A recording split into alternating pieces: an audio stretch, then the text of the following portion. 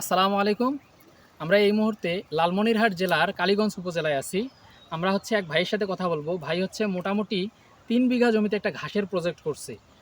তো এই এলাকাটা মূলত তামাক এবং ভুট্টার জন্য একটা প্রসিদ্ধ এলাকা।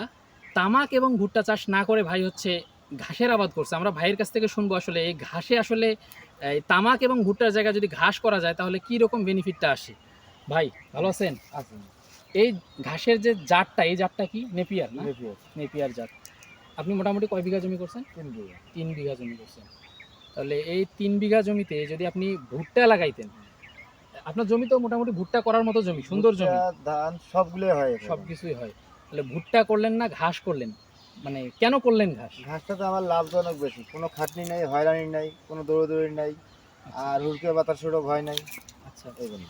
আচ্ছা, আর ভুট্টা হচ্ছে অনেক মোটামুটি আমার এই ঘাসেতে লাভ বেশি হয়। আচ্ছা, ভুট্টা গাছ ছিল ছাগল খেতে হয়, হুড়কে আসে, শুকানো যায় না, বীজের দাম বেশি, গাদায় না। কীটনাশক আর আমি খরচ? কীটনাশক আছে।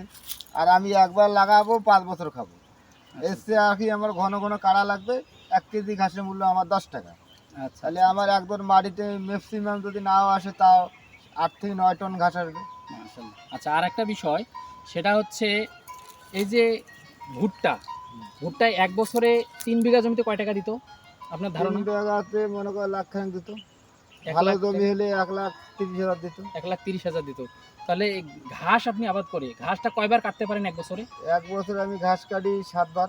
৭ বার। তাহলে এই ৭ বার কাটাতে আপনার টোটাল কত টাকা আসতে পারে? এক টিপে করি মনে করেন যে 70,000 করে আসবে। ৭০,০০০। তাহলে তো ভুট্টার থেকে অনেক লাভজনক অনেক ফসল। লাভজনক। আচ্ছা, যদি তামাক করতেন তাহলে? তামাক করলে তো ওই যে বাড়ির বাচ্চা কাচ্চা নিয়ে চিল্লাচিল্লি করা লাগে, রোদ নাই, শুকে ভাঙে, আডা ভরে, বিভিন্ন যন্ত্রণা। তাহলে এখন পড়ায় নেবে কিনে তা জানি না।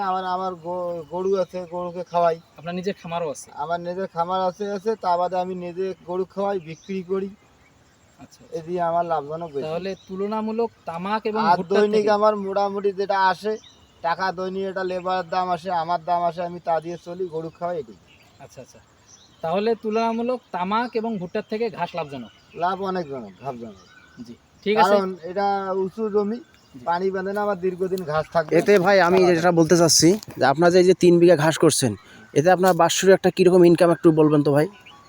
না হলেও 2.5 লক্ষ টাকা এইখানে না? এখানে আচ্ছা, আচ্ছা। গরু খাওয়ার পর। নিজের ফার্মে যাওয়ার পরেও হ্যাঁ। ২.৫ লক্ষ টাকা আপনার হ্যাঁ। থেকে যায়। কিন্তু ঘাস বাড়িতে যত্ন নিতে হবে, গোবর দিতে হবে, সার দিতে হবে, নেলানি করতে হবে। জি, জি, জি। ঠিক আছে। ধন্যবাদ সবাইকে। আসসালামু আলাইকুম।